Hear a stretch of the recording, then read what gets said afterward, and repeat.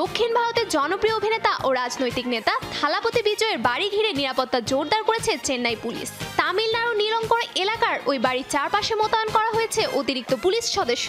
পাশাপাশি সাদা পোশাকের কর্মকর্তারাও টহল দিচ্ছেন সেখানে।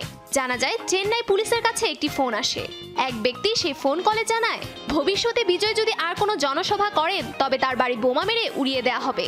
এই হুমকির পরপরই তার নীলাঙ্করায় এলাকার বাড়ি ঘিরে রেখেছে পুলিশ, নিরাপত্তা জোরদার করেছে। পুলিশ আরও জানিয়েছে, হুমকিদাতার সেই ফোনটি কন্যাকুমারী থেকে এসেছিল।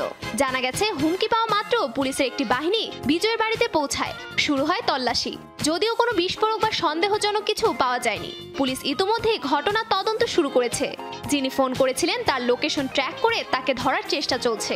তবে তদন্তকারীদের প্রাথমিক অনুমান, এটি কোনো প্র্যাঙ্ক বা ভুয়া কল ছিল।